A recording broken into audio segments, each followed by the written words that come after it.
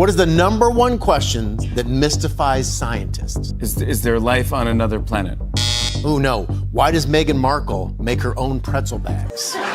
They don't know why. That's interesting. She takes it from one bag and puts it in another bag. It's another bag. And that confuses people. This, we're just gonna put into a different bag. My life was so hard. Everybody's f***ing life is hard. Yeah, you were that's the right. prince of a goddamn country who dressed up as a f***ing Nazi, and now you're trying to come back as the Pope? Suck it. She's got a point. She's an icon. She's a legend. And she is the moment. Harry is an idiot.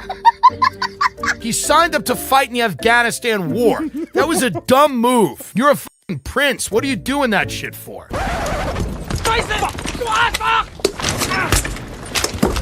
Jimmy Fallon just called out Meghan Markle's strange pretzel routine, where she takes pretzels from one bag and pours them into another for her cooking show. He also pointed out her over-the-top flour honey moment, and how Harry has basically slipped into the role of the breadwinner's assistant. Did you guys see this? Meghan Markle announced that her As Ever product line sold out in under an hour. It's strange when you marry a prince and you're the breadwinner of the family. Meghan was excited while Prince Harry was like, what the hell am I going to do with 3,000 cases of wildflower honey?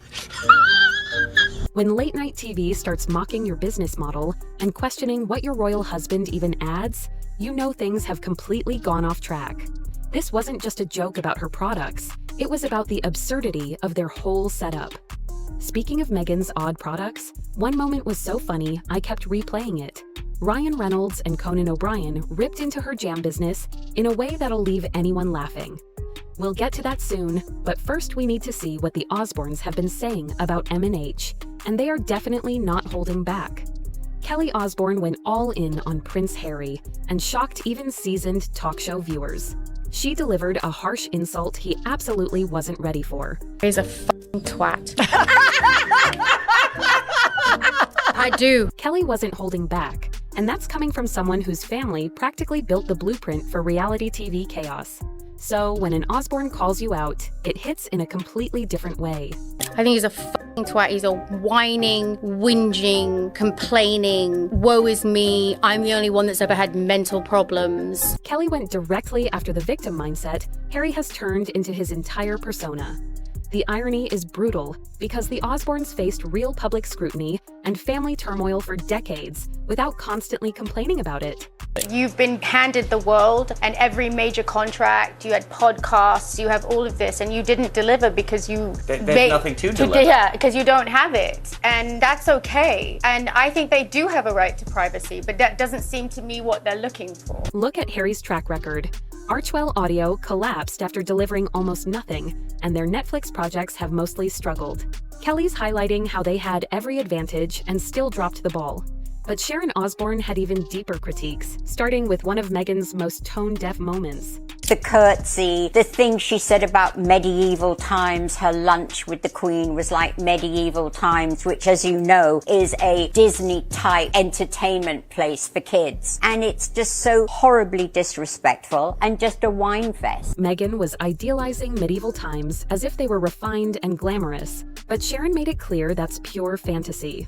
Those eras were harsh, dirty, and nothing like the storybook picture Meghan was trying to paint with that comparison. Cuddly, lovey, holding hands, going everywhere together. It's so disingenuous. It's like, come on. Compare their non-stop hand-holding to other long-term couples. Most don't need to perform their relationship for cameras every time they step outside. The staged intimacy is impossible to miss. It's all just craziness going around and around, and he's turned his life and the royal family's life into a soap opera. Harry has turned every family issue into material with his book Spare, turning childhood pain into content.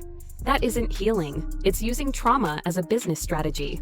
You've got a great life. You've got a beautiful family. You're so much in love. Move on. Get a life. Move on. And they just can't seem to, because their living is by telling their truth on the royal family. That's how they make their living. Their entire brand revolves around royal conflict.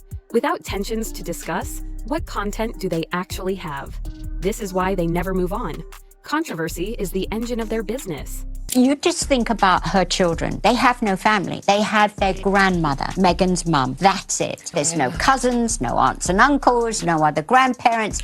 There's 2 little babies that have grown up that will never meet or know their cousins because they're not growing up with them. Archie and Lilibet are growing up without cousins, aunts, uncles, or their paternal grandparents. They'll never spend holidays with their real family circle. That isn't protection, it's isolation. I think they're totally lost. You know, one minute they're making a cartoon, then they're doing a documentary on them, now they're saving the world. They just haven't found their path in life yet. They keep bouncing between different ventures because none of them succeed. The repeated failures say everything. It's going to end very, very badly, and I don't know why. It's like history repeating itself. Coming from someone who has watched celebrity marriages fall apart for decades, Sharon's warning feels especially serious. And she wasn't done. She had even sharper observations about how they handle family issues compared to how most people deal with real problems. I haven't from day one been into the fact of, you know, talking about private things that went on in the royal family when they were a part of it. And the thing is, it's just their point of view. We haven't had the other point of view. Sharon pointed out the core issue with their strategy. They only present their version of events. The royal family stays silent while Harry and Meghan shape the entire narrative through interviews and books, turning private matters into public stories. Don't bring it to the public. Nobody wants to know about it. Every family has problems. Keep it to yourself. This is Sharon laying out basic family boundaries that most people naturally understand. Every family faces conflict, but you don't turn it into a show or use it for profit.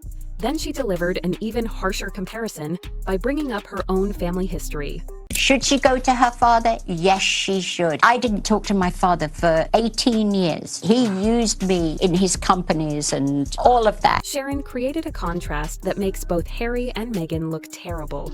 She had real grievances with her father. He cost her millions through his business choices and put her in serious financial trouble. Millions and millions I had to pay because my father got me in the crap. But the situation is, when he was diagnosed with Alzheimer's, I went to him and took care of him because he's my father. Sharon still forgave a father who cost her millions and cared for him during illness. Meanwhile, Harry and Meghan cut off their families over media disputes. But even Sharon's blunt honesty couldn't compete with the moment Ryan Reynolds and Conan delivered. Pure comedy gold. Once the Osbournes spoke up, everyone in entertainment felt free to join in.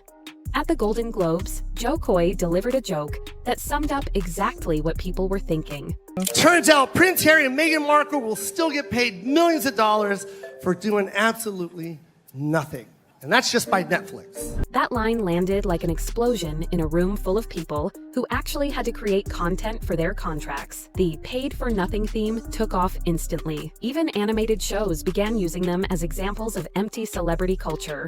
Sir, your millions from Netflix for no one knows what. Put it with the rest of them. Babe, time to do our daily $250,000 sponsored Instagram post for Del Taco. I shouldn't have left the made-up nonsense. Family Guy reduced their whole brand to getting huge payouts for sponsored posts while offering nothing substantial. They present themselves as global humanitarians, yet they're doing ads for fast food. British comedian Jimmy Carr also had harsh takes on their lifestyle and decisions. I said Meghan Markle is, of course, a lifelong feminist, which she's demonstrated by marrying a prince and giving up her job. Carr's joke cut straight to the contradiction everyone saw, but many avoided saying aloud. A self-described feminist giving up her career to marry into one of the most traditional monarchies in existence. Harry and Meghan say they'd now like to split their time between spending your money in the UK and spending your money in Canada. What is the #1 question that mystifies scientists? Is there life on another planet? Oh, no. Carr's comment about taxpayers exposed their sense of entitlement. They want the advantages of both countries while contributing to neither, collecting benefits from both sides. But Bill Maher delivered the most structured takedown, starting with their core hypocrisy. They're ridiculous after that. They want it both ways. You know, you can't be, these people were so mean to us, poor us, and we don't want all this attention, and then let me write a book about how much we don't want attention. Marr locked in on the central flaw in their media approach. You can't claim to be private victims while constantly seeking public attention. You're just fragile. Just take a hint from the Queen, the recently departed. Never complain, never explain, and rarely be heard speaking in public. His comparison to the Queen was especially sharp. Elizabeth II went 70 years without explaining or complaining, while Harry and Meghan can't seem to stop talking. You're complaining about your hard life, and you're so privileged. It's just so weird. It's ridiculous. I totally agree. When you live in luxury and still complain about how tough life is, people lose interest fast. Even respected voices like John Oliver couldn't hide their reactions. I don't think they will change because I don't think they have the capacity to, but they obviously should. From Oliver, this was especially damaging. He was essentially saying they lack the capacity to change or grow. British satire show Spitting Image captured their California fantasy perfectly. In California, we're just a regular couple living close to Oprah and far from the paparazzi. But not too far. The puppet sketch nailed their conflicting desires, wanting celebrity proximity for relevance, but distance from paparazzi for privacy. Then Tim Dillon delivered one of the harshest takes yet. And nobody is a realer housewife than Meghan Markle, who married this ginger retard and took him out of his racist family so that they could live in Beverly Hills or wherever the they live. Tim described Meghan as the ultimate real housewife who persuaded a naive prince to leave his family and country, turning him into her personal support system for a new California lifestyle. Then came the moment I replayed repeatedly, Ryan Reynolds talking about his father's food broker job involving jams and small yogurts, and Conan making the perfect connection. And he's like, no, I really am a middleman for jars of jam. He works for Meghan Markle. Yes. Really tiny jams, harvestable jams. Yes, exactly. Made from the oils of Montecito. The way they said tiny jams and harvestable jams was pure comedy. Reynolds and Conan were mocking the exaggerated artisanal language tied to Meghan's American Riviera Orchard brand. Treating Harry like a door-to-door jam salesman was the ideal insult. But Tim Dillon had his own theory about why Meghan's lifestyle branding works, despite how unrealistic it seems. Well, what's brilliant about what she's doing is she knows people want to spend money, and spending money makes them feel like they're getting something that's better, even though it might not necessarily be true. Tim highlighted the psychology of lifestyle marketing. People pay premium prices for ordinary items if they believe it elevates them. Meghan's jam costs far more than typical jam, yet buyers pay for the feeling of exclusivity. She just thinks we're all monsters and we're all just kind of pigs in the mud, and that she's helping us with jam and honey. This was the harshest critique of Meghan's entire business mindset. Tim argued she sees her customers as people who need her guidance to live correctly, turning jam and honey into symbols of supposed superiority. What we've seen isn't just comedy. It's the entertainment world rejecting their business credibility. From Fallon's pretzel jokes to the Osbournes' blunt takes to Dillon's critiques, the dismissal is complete. They've become the example of failed celebrity entrepreneurship. When your jam becomes a punchline and your podcast gets canceled, you're not entrepreneurs, you're warnings. The industry now treats them as content. Every product launch becomes material for comedians. They're not building brands, they're feeding the people who actually understand entertainment. If your own field keeps laughing at your ideas, how do you convince anyone you're serious? What's your view on the Meghan and Harry situation? Do you think their businesses will collapse, or will they manage to stay afloat? Share your thoughts in the comments and subscribe for more royal drama as it develops.